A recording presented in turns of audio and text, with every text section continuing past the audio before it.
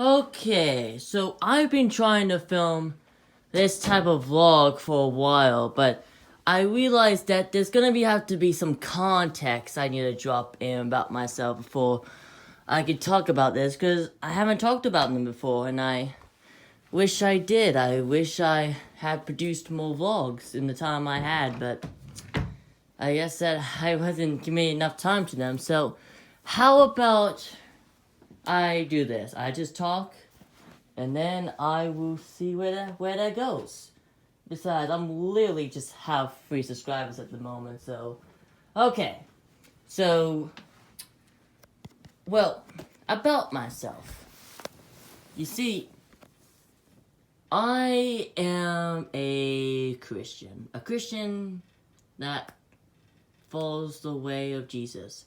Now, Christianity is pretty complicated, especially when you consider that there are so many different interpretations of the Bible. And, well, I've been a Christian because I was brought up in the church. I was in the Protestant denomination. I know there's a bunch of sub-denominations in the Protestant denomination, but I don't specifically remember which one I was brought up in, but I had also been baptized since I was 13. I think what else I was...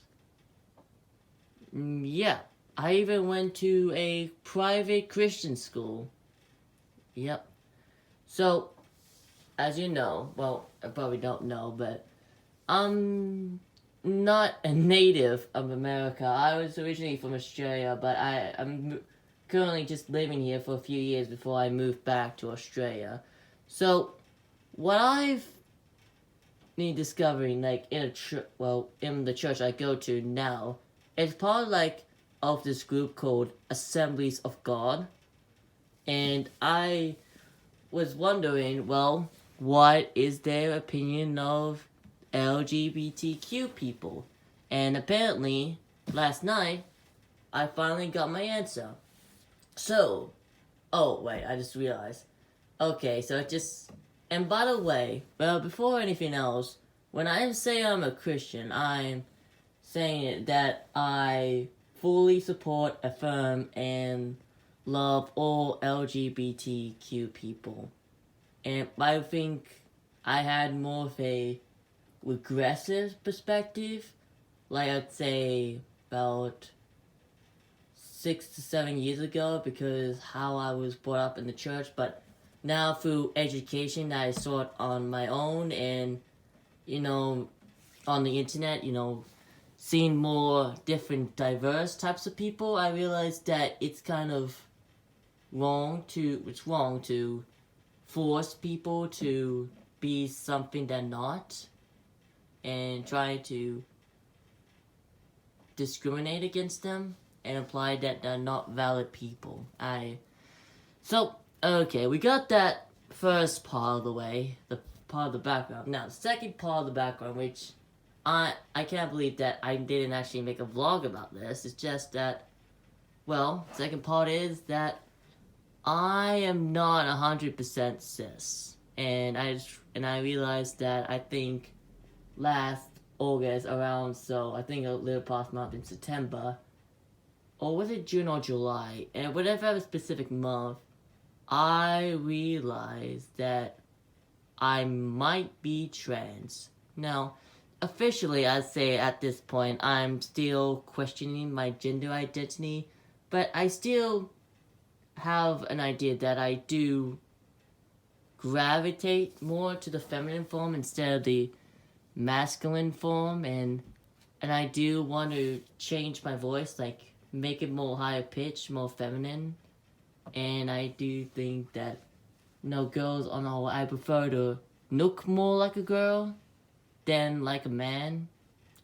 So, and that's why I'm always trying to make sure that I shave every single day, and I just can't seem to get the razor to get all the facial hair out. So, and I'm still like uncertain about it, but I believe that once I get my laser hair surgery to make sure that I can't grow any facial hair or body hair, and have my face surgically designed to have more feminine features emphasized, then I'll know officially that whether I just prefer to look like a girl or I actually really identify as a girl. I mean, I like, hearing myself addressed in feminine pronouns, but it's a matter of seeing where it goes. So, okay. I think that now that I established the background, I can just go full on in the story. So, last night, there was a youth group I go to, which is attached to the church that goes on every Thursday night. And I happened to be in charge. I was in charge of the lights on that night.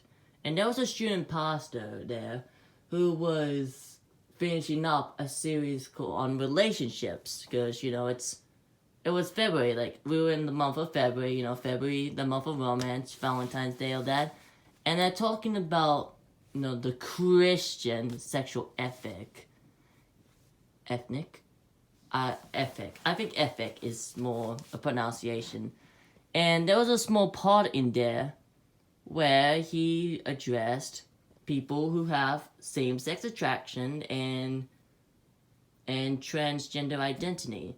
And what I realized from what he said it's something he says it's sinful. It's something that happened because they believe that Genesis, like when God created Adam and Eve, they believe that actually happened in history, and it's saying that if you're not heterosexual in cis, that's because you're already in a state of sin. Now, it's obvious from a theological point of view of that everyone has fallen into sin, but they say that specifically that to not be attracted, like if you actively date people of the same sex and that you're going to transition to a different gender than your own, then you're performing a sin. I mean, at least what he said is like, just because you have those desires doesn't mean like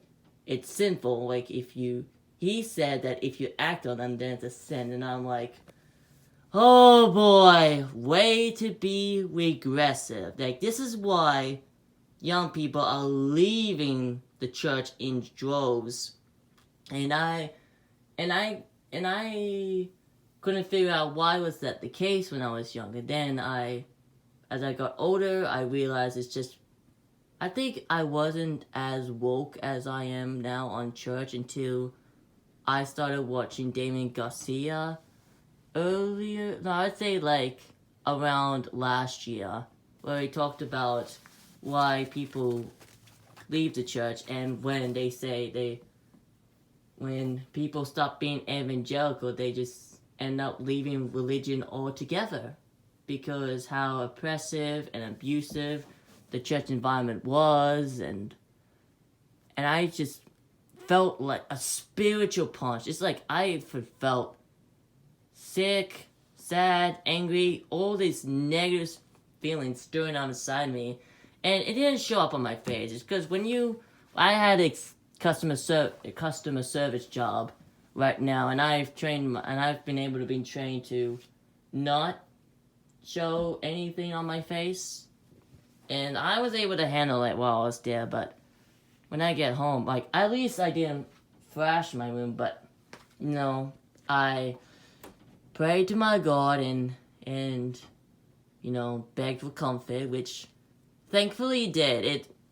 I still feel it, but it's like at least at a level that I can tolerate, and I'm just like, I'm still upset about this, and I'm really happy that in a few years, I'll be able to be independent. I hope that I can find a church that is affirming of who I am as a person, and affirming of the LGBTQ community, because the way it is, if the church doesn't grow up and actually affirm people and love them for who they are, instead of desiring to change them, even they just sit down and listen, but they still desire to restrict people into the heterosexual cis spectrum, then it's gonna die. And if that's the case, then I'm willing for it to die so it can be reborn and into more of a progressive movement, a progressive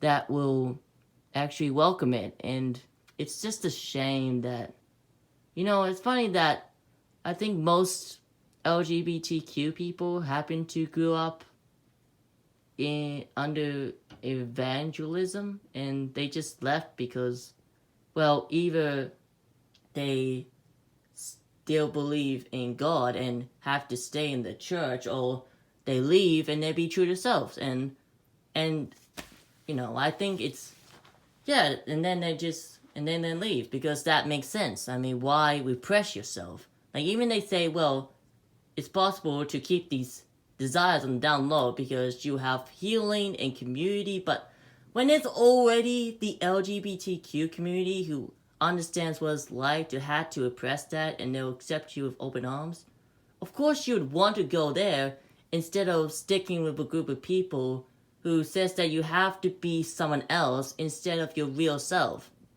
And if I hadn't discovered, like, different types of theologies, and especially liberation theology, and also queer theology that says that you'll be able to be true to yourself and that God still loves you for who you are, I would have become an atheist right there last night.